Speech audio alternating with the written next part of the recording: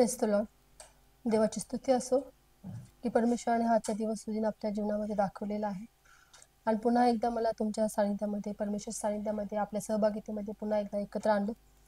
देवाचे मी आभार मानते. पुन्हा एकदा आपल्या टीमशी म्हणजे रोपी चॅनलच्या टीमशी भेटण्याची संधी दिली परमेश्वराने, त्याबद्दल मी देवाचे आभार मानते. आणि या रोपी चॅनलच्याद्वारे तुम्हापर्यंत वचन घेऊन याच्यासाठी परमेश्वराने संधी दिली, त्याबद्दल देखील मी देवाचे आभार मानते. आपण वचनाला सुरुवात करूया. प्रियानो, आपण 2 मिनिटं देवाच्या चरणाजवळ जाऊया. धन्यवाद प्रभू, आम्ही तुझे आभार मानतो. तुमच्या नावाची स्तुती गौरव करत आहे. पित्या, तुझे उपकार मानत आहे. आजचं वचन मी तुझ्या हातात देत आहे प्रभू. तुला सर्व काही माहीत आहे परमेश्वर बापा. सर्व काही तू जाणतोस परमेश्वर प्रभू. जे काही होईल ते तुझ्या इच्छेने होईल आणि तुझ्या इच्छेप्रमाणेच बापा मला बोलण्यासाठी सहाय्याने मदत कर प्रभू. आज जितके कान ऐकतील प्रभू ते सर्व आशीर्वादित असणार आहेत परमेश्वर पित्या. आणि परमेश्वर प्रभू, त्या कानांच्याद्वारे दुसऱ्यांना देखील आशीर्वाद मिळणार आहे असा मी विश्वास ठेवत आहे प्रभू. आमच्या रोपे चॅनलसाठी विशेष करून प्रार्थना करत आहे की तुझं कार्य, तुझं गौरव ते करत असता परमेश्वर प्रभू. तुझा अभिषेक अधिक आमच्या भावांना तू दे, आमच्या टीमला दे परमेश्वर प्रभू. आणि त्यांच्याद्वारे अधिक तुझं कार्य करून घेऊ परमेश्वर पित्या. जेणेकरून बापा महाराष्ट्रातल्या कानाकोपऱ्यापर्यंत प्रभू आणि महाराष्ट्राच्या बाहेरपर्यंत परमेश्वर प्रभू तुझं वचन गाजवलं जाऊ दे.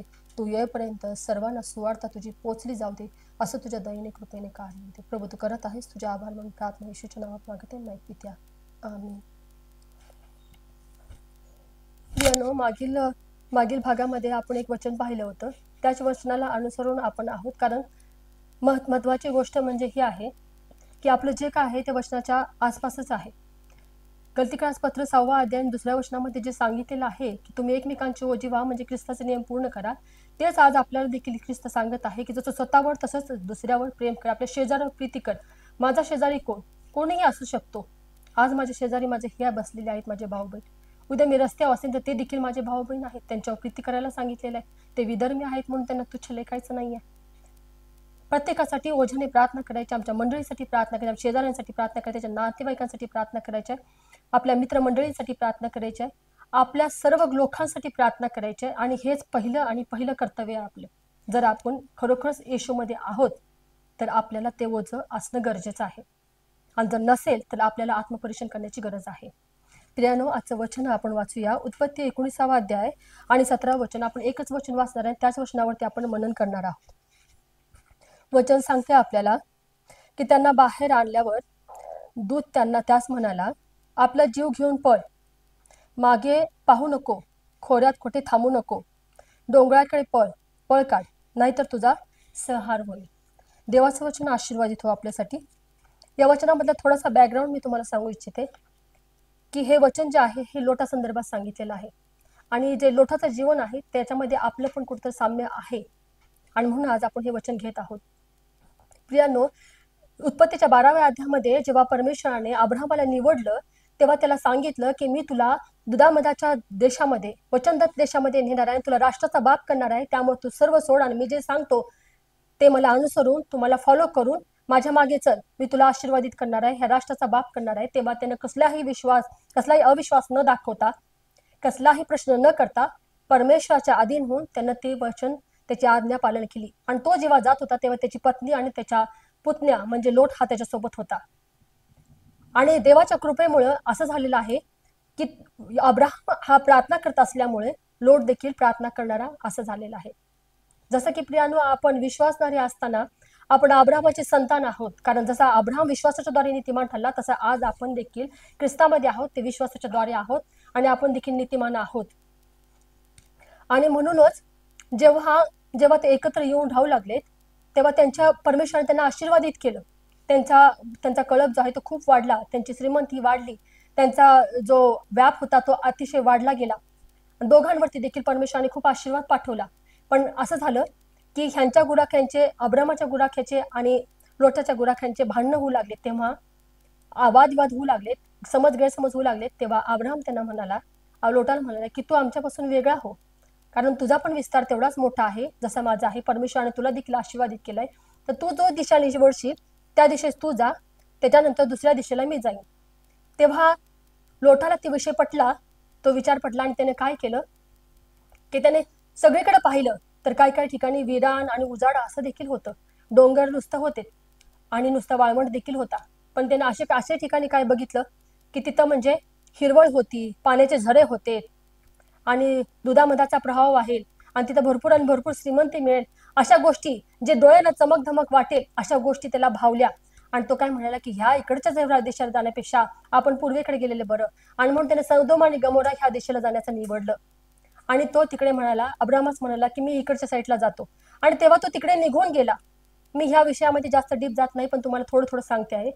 आणि तो तिकडे गेला आणि जेव्हा तो तिथं गेला, प्रियानो, सांगायचे उद्देश म्हणजे दुरूनच डोंगर साजरे असतात, साजरे आणि गोजरे असतात. जे दिसते तसं नसते. आपल्याला लांबून खूप छान दिसतंय, पण जेव्हा जवळ जातो तेव्हा आपल्याला सगळं परिस्थिती वेगळी असते. जेव्हा लोट तिथं गेला सदोम आणि गमोरामध्ये, तेव्हा त्याला समजलं की तिथं अतिशय पाप वाढलेला आहे. लोक चुकीच्या मार्गावर जात आहेत, कुणी कुणाचं ऐकत नाही, वाईट मार्गाने वाईट मार्गाच्या प्रवृत्तीने वाहत आहेत. चोरी, लुटमारी, मारामाऱ्या, खून, दरोडे ह्या सगळ्या गोष्टी होतच आहेत. पण अनिती, व्यभिचार, जार कर्म अशा देखील गोष्टी घडत आहेत. आणि अशा दलदलीमध्ये तो पडलेला होता, पण तरी देखील देवाचा नीतिमान असा होता, तो देवाची प्रार्थना करणारा असा होता. आणि तो राहत होता आणि तो देवाची प्रार्थना करत होता, की देवा, मी इथं आलो, मला समजलं नाही की मी इथं कसं काय आलो, मला भावलं हे सगळं चांगलं, पण खरी परिस्थिती काय ही मला आता समजली.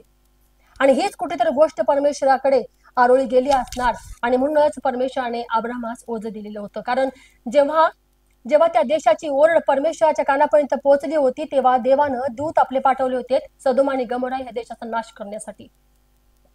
आणि तेव्हा ते जात होते, तेव्हा अब्रामास भेटून या लागलेत.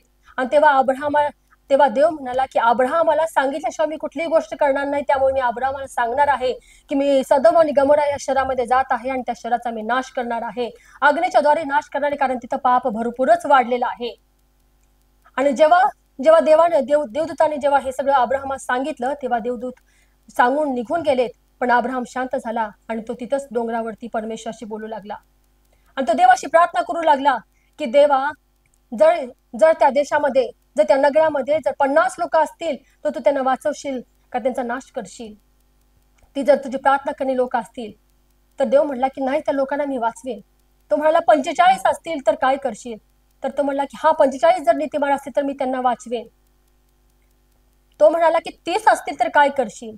20 असतील तर काय करशील? असं करत करत तो 10 लोक असतील तर काय करशील परमेश्वरा? तर तो म्हणाला, की तरी देखील मी ते वाचवेन त्यांना. कारण अब्रामाला लोटाचं ओझं होतं, कारण तो त्याचा सहोदर, त्याचा बंधू भाऊ होता. आणि म्हणून त्यानं ओझाने प्रार्थना केली होती, की त्याचा आणि त्याच्या घराण्याचा नाश होऊ नये. आणि परमेश्वराने ही गोष्ट आठवण ठेवली. आणि म्हणूनच तो जेव्हा देवदूत जेव्हा आले त्या देशामध्ये, त्या नगरामध्ये, तेव्हा तेव्हा तेव्हा लोटाच्या घरात ते वस्ती करून राहिले त्या रात्री. तेव्हा त्या दूतांच्या दूत तिथं आलेले आहे ते पाहून बाकीचे लोक तिथं त्यांना मारामाऱ्या करण्यासाठी आले, त्यांना मारहाण करण्यासाठी आलेत, त्यांचा नाश करण्यासाठी आलेत.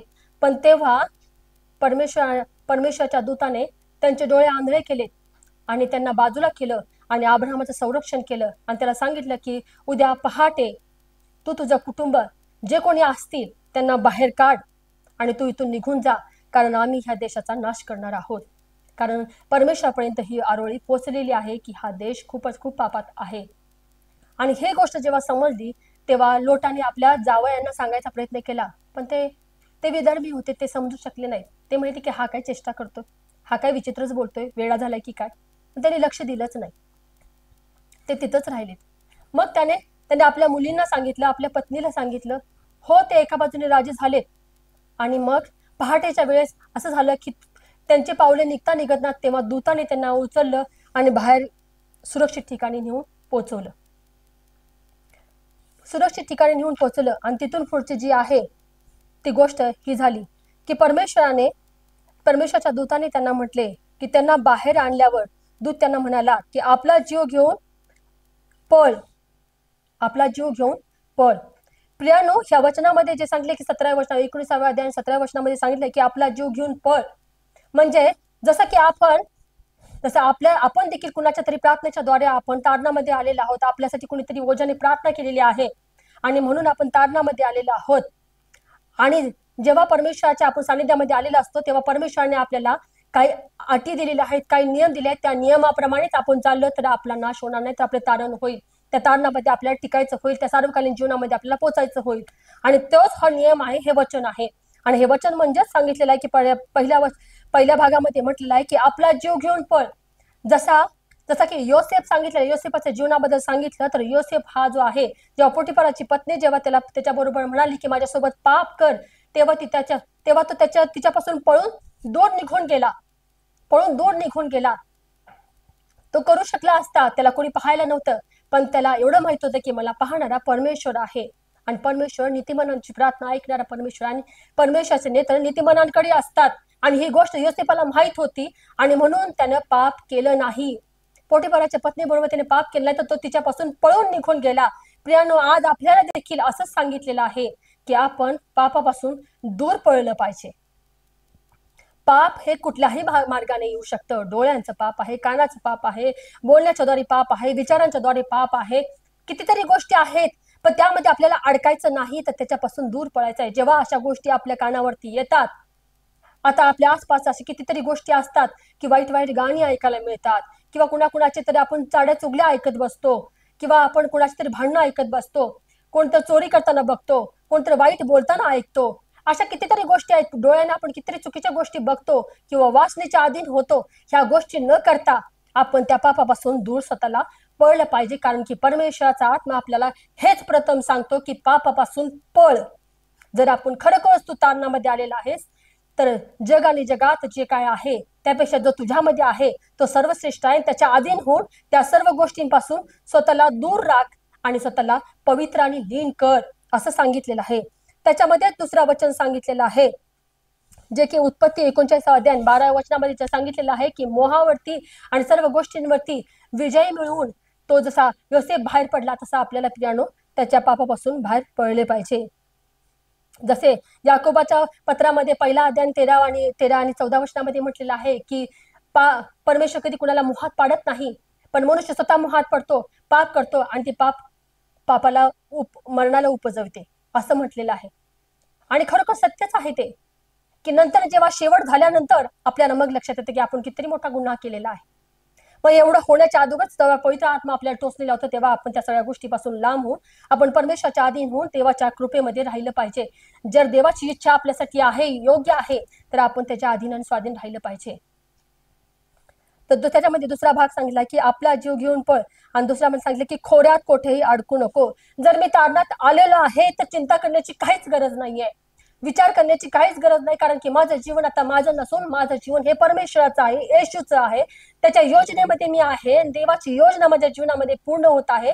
तर मी देवाच्या अधीन आणि स्वाधीन होऊन त्याच्या इच्छेप्रमाणे जगणार आहे. तर मी उद्याची कशाला चिंता करू? जर ते पक्षी आहेत, त्या पक्ष्यांना परमेश्वर त्यांची काळजी घेतो. ते एकत्र काय पेरीत पण नाही, तर नांगरीत पण नाही, तरी देखील त्यांची काळजी घेते. त्यांच्या पोटाला दिवसातून 3 टाइम खायला मिळतं. जी फुलं डोंगरावर वाढतात त्यांनी ती सुंदर सुंदर असतात, फुलपाखरं ही सुंदर असतात. त्यांची वाढतात कधी, ते सुंदर कशी बनतात हे कोणी सांगू शकत नाही, पण तरी देखील त्यांचा परमेश्वर सांभाळ करतो. अशी जगातली कुठलीच गोष्ट नाही, असा कुठलाच प्राणी, कुठलाच जीव नाही की तो उपाशी राहिलेला आहे. परमेश्वरानं प्रत्येकाची काळजी घेतलेली आहे. आपण तर विशेष करून त्याच्या कृपेमध्ये, त्याच्या योजनेमध्ये आहोत, तर आपली तो काळजी का घेणार नाही? घेणार, कारण त्याच्यामध्ये होय आणि आमेन आहे. आणि म्हणून आम्ही देवाच्या कृपेमध्ये आहोत, म्हणून आम्ही ह्या गोष्टीचा आपण विचार करून राहिलं पाहिजे की आपल्याला विचार करत बसायचं नाही. मी आता तारणामध्ये आले, मग आता मी काय करू? मी उद्याचा विचार कसा करायचा? उद्या इकडं जायचंय, परवा तिकडं करायचंय, हेने काय म्हणतील, त्याने काय म्हणतील, याचा विचार मी का करू? परमेश्वर माझा जिवंत आहे, तो माझ्या बरोबर आहे, तो मला सहाय करणार आहे. मी का चिंता करत बसू? परमेश्वर सर्व गोष्टी मला सहाय्याने मदत करेल. आणि म्हणूनच आपल्याला विचार करत बसायचं नाही, कारण जो कोणी नांगराला हात घालतो तो मागे वळून पाहत नाही. प्रियानो, जुनं ते होऊन गेलं, पहा ते नवीन झालंय. आता ते देवाच्या कृपेमध्ये आहे. आपण देवाच्या कृपेमध्ये आहोत, म्हणून आपण त्याच्या अधीन आणि स्वाधीन व्हायला पाहिजे. आपल्याला सांगितलं की मागे वळून पाहू नको. मागे वळून पाहू नको. मी आताच सांगितलं की जर आपण नांगराला हात घातलेला आहे, तर आपल्याला मागे वळण्याची काहीच गरज नाही, चिंता करत बसण्याची काहीच गरज नाही. आणि जर आम्ही चिंता करत बसलो प्रियानो, तर आपलं जीवन हे दुर्बलपेक्षा दुर्बल होऊ शकतं. कारण आता आपल्या जीवनामध्ये आपण कार्य नाही करत, तर तो पवित्र आत्मा, तो देवाचा आत्मा आपल्यामध्ये कार्य करतोय. कारण फिलिप 4:13 प्रमाणे मला जो सामर्थ देतो त्याच्याकडून मी सर्व काही करावे शक्तिमान आहे. परमेश्वर शक्ती पुरवतो. आणि असं वचन सांगितलंय की तुमच्या शक्तीच्या पेक्षा जास्त मी तुमची परीक्षा होऊ देणार नाही. आणि असंच पण परमेश्वर म्हणतो की ज्याच्यावर माझं प्रेम आहे त्यालाच मी फटके मारतो आणि त्यालाच मी दुरुस्त करतो, त्यालाच मी वळणावर आणतो. ज्याच्या मी प्रेम करताय त्यांच्या कशा सांगेन. परमेश्वर आपल्याला प्रेम करतो. आपले आई बाप आपल्याला पनिश करत होते, मग ते काय आपल्याला टाकत नव्हते. परमेश्वर तर आपला देव, आपला बाप, आपलं सर्व काय आहे, तो आपल्याला कसा टाकेल. तर सगळ्या गोष्टीमध्ये आपल्याला सहाय्य करेल. आणि म्हणूनच असं सांगितलंय की खोऱ्यात कुठे अडकू नकोस, म्हणजे चिंता करत कुठे बसू नकोस, जुन्या गोष्टी आठवत बसू नकोस की मी जेव्हा मी प्रभू मध्ये नव्हतो तेव्हा मी हे करत होतो, मी तिकडे पिक्चरला जात होतो, मी जेवायला जात होतो, मी पार्ट्या करत होतो, मी असं करत होतो, मी तसं करत होतो, मी गप्पा गोष्टी करत होतो, मी सगळ्यांच्या कागाळ्या उडत होतो. अशा बहुत आपल्याला पूर्वीच्या गोष्टी आपल्याला जाणवतात. जेव्हा आपले आसपासचे भाऊबंद जेव्हा ह्या गोष्टी करत असतात आणि आपण प्रभूमध्ये आलेला असतो, तेव्हा आपल्याला ते वेगळं पण जाणवतं. तेव्हा आपण प्रियांनो चिंता करत बसायचं नाही. तर आपल्यामध्ये देवाचा वेगळेपणा आपण परमेश्वराने ठेवलेला आहे. त्यामुळे आपण देवाच्या अधीन आणि स्वाधीन राहून आपण त्याच्या इच्छेप्रमाणे चाललं पाहिजे. तसंच असं सांगितलेलं आहे की थांबू नको. तर कुठे जा म्हणून सांगितलेलं आहे, तर डोंगराकडे जा म्हणून सांगितलेलं आहे. कुठे जा म्हणून सांगितलेलं आहे, डोंगराकडे जा. कलसेक्रास पत्र आणि 3रा अध्याय मध्ये सांगितलेलं आहे.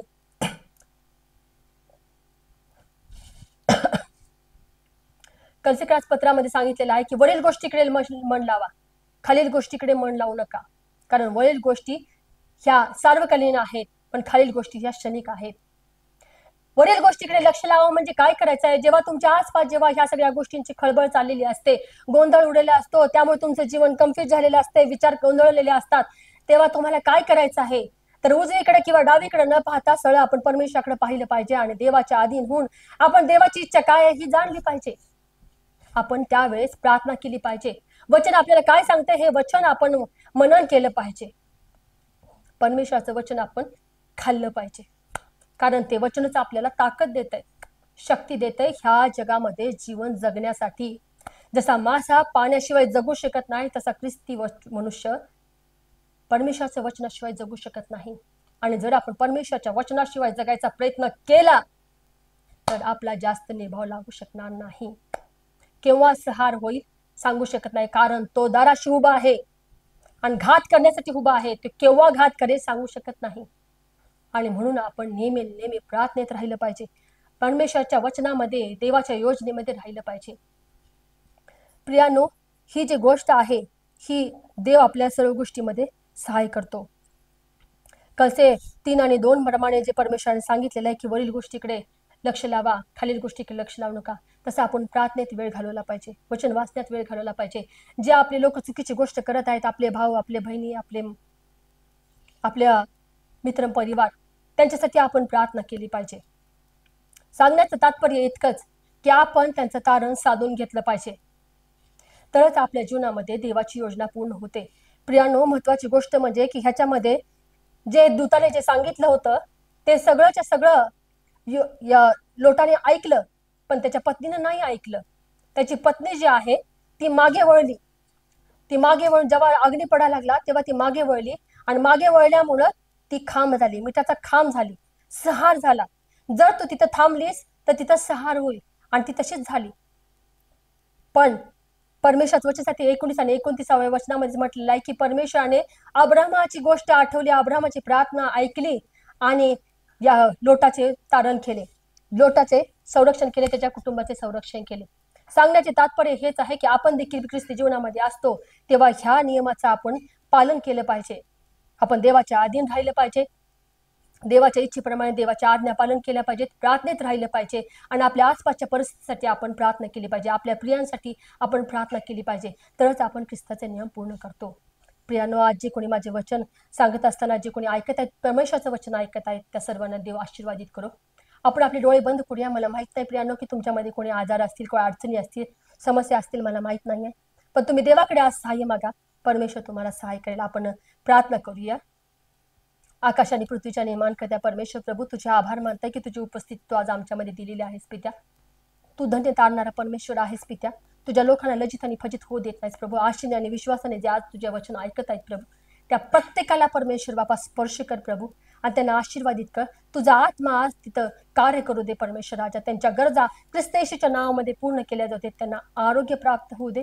तुझ्या शांतीने त्यांना भर. त्यांच्या मनातला गोंधळ तू काढून टाक प्रभू आणि जे विधर्मी आहेत त्यांना देखील तुझ्या आशीर्वादाने भर.